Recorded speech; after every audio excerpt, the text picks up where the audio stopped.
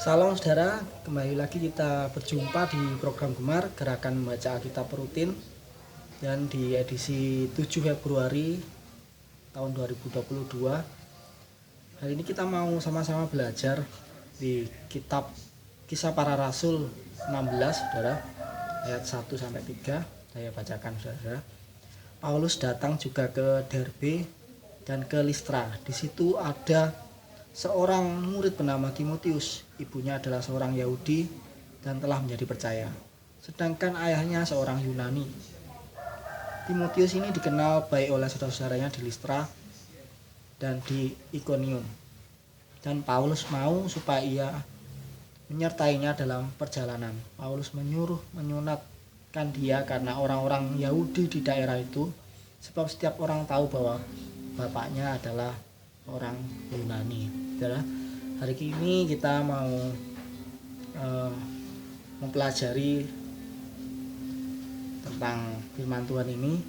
Kita belajar dari ketiga sosok ini, saudara, Paulus, Timotius, juga orang-orang Yahudi, saudara. Jadi di sini dituliskan bahwa suatu saat Paulus mau pergi pelayanan dan dia mengajak seorang muda yang bernama Timotius, saudara. Dan Timotius ini anak yang tulus, anak yang baik.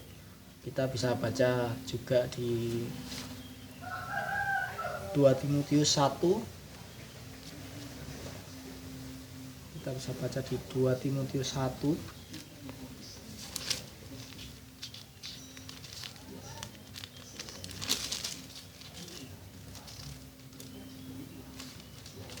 ayat 3 sampai 5. Saya bacakan, ya, saudara. Aku mengucap syukur kepada Allah yang kulayani dengan hati nurani yang murni seperti yang dilakukan nenek moyangku, dan selalu aku mengingat engkau dalam permohonanku baik siang maupun malam. Dan apabila aku terkenang akan air matamu yang kau curahkan, aku ingin melihat engkau kembali supaya penuhlah kesukaanku. Sebab aku teringat akan imanmu yang tulus ikhlas, yaitu iman yang pertama-tama hidup di dalam nenek moyangmu Louis dan di dalam ibumu Yunik, dan yang aku yakin hidup juga di dalam dirimu. Jadi Timotius ini dipilih oleh Paulus karena dia adalah dikenal sebagai orang yang baik, anak muda yang baik, dan juga punya iman yang tulus, yang ikhlas. Dikatakan di 2 Timotius ini seperti neneknya dan juga seperti ibunya, saudara. Jadi bagaimana kita bisa belajar di firman Tuhan ini bahwa walaupun Timotius adalah anak dari seorang Yunani, bapaknya adalah seorang Yunani, tapi Paulus ini tidak menganggap hal itu sebagai suatu hambatan, saudara. Tapi apa yang dilihat Paulus adalah hatinya, bahwa Timotius ini adalah orang yang baik, orang yang tulus, imannya tulus, orang yang ikhlas. Jadi dia layak untuk melayani Tuhan, dia layak untuk Paulus mengajak untuk melayani Tuhan, karena Paulus melihat hati dari Timotius ini, bukan apa yang nampak, tapi apa yang di dalam hatinya. Jadi itu yang dilihat Paulus. Seperti juga Tuhan, bahwa seperti kita tahu bahwa waktu Tuhan mengutus Samuel untuk membawa Daud atau mengurapi Daud, Tuhan juga berkata, saat kita baca juga coba kita lihat di 1 Samuel 16 ayat 7.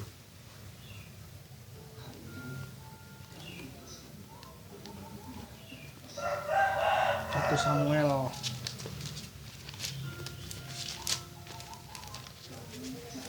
16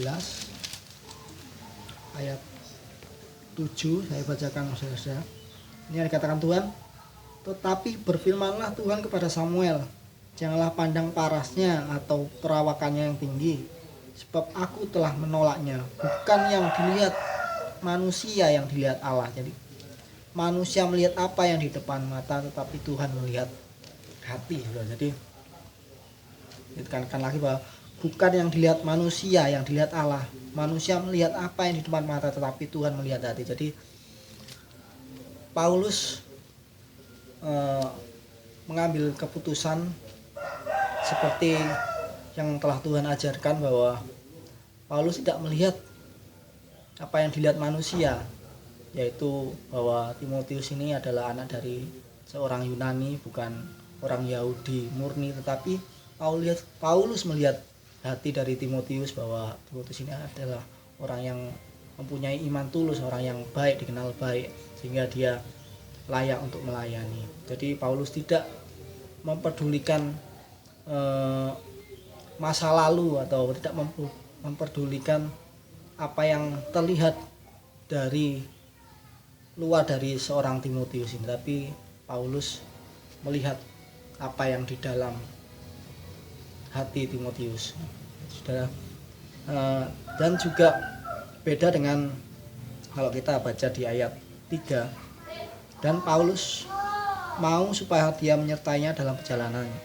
Paulus menyuruh menyunatkan dia karena orang-orang Yahudi di daerah itu, sebab setiap orang tahu bahwa bapaknya adalah orang Yunani. Nah, beda dengan orang-orang Yahudi, saudara. Jadi yang ada di sekitar situ, saudara. Jadi kenapa Paulus waktu itu menyuruh Timotius untuk bersunat? Karena Paulus tidak mau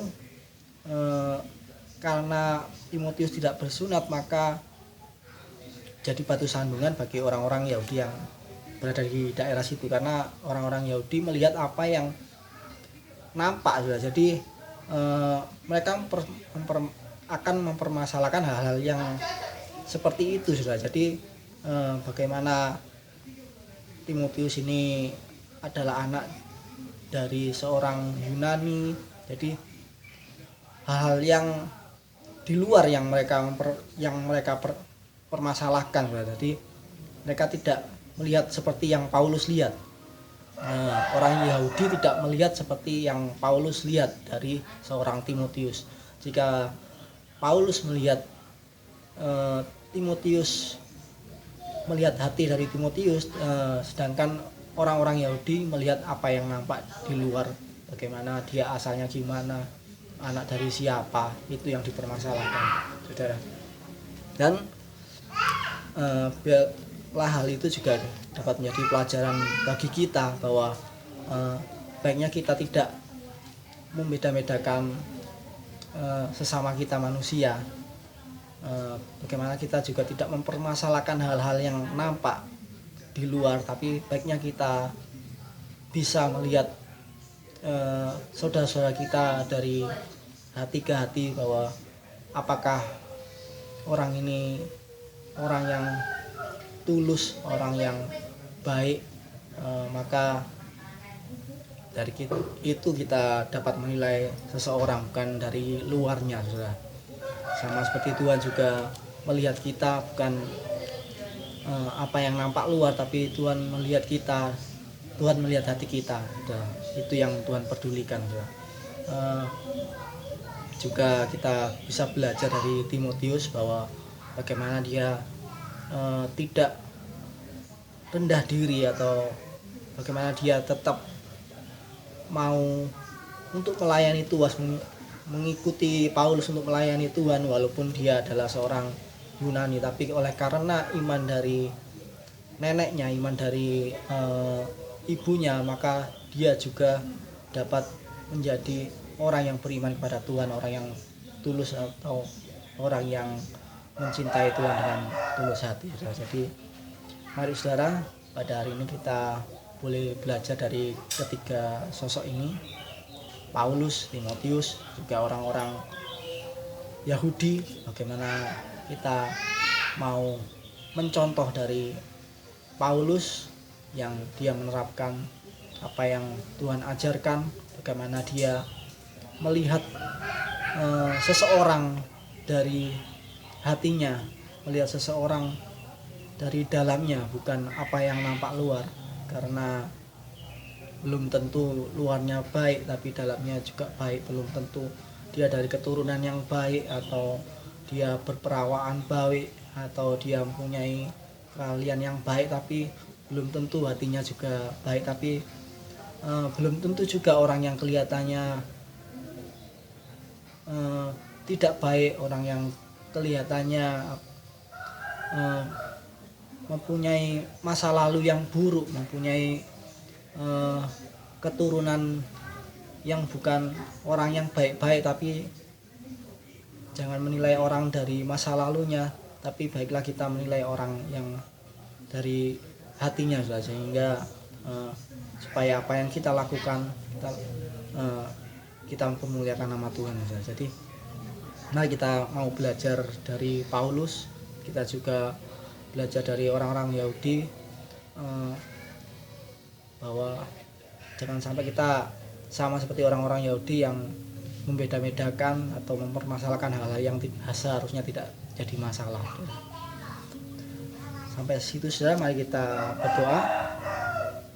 Tuhan Yesus Kristus, Allah kami yang kudus, Tuhan terima kasih Bapa atas pengajaran-Mu. Ajari kami untuk melihat sesama kami, saudara-saudara kami, melihat dari hatinya, melihat dari dalam hati ke hati, tidak melihat apa yang nampak dari luar, karena kami mau Engkau saja yang dipermuliakan, supaya kami tidak menjadi batu sandungan bagi orang lain. Tuhan terima kasih Bapa, seperti Engkau juga mengasihi kami, bukan apa yang kami bisa, bukan apa yang kami nampak pada kami, tapi Engkau mengasihi kami dengan kesungguhan-Mu Tuhan, karena Engkau Allah yang benar-benar mengasihi kami. Tuhan terima kasih Bapa, hanya di dalam nama Tuhan Yesus Kristus, haleluya, amin.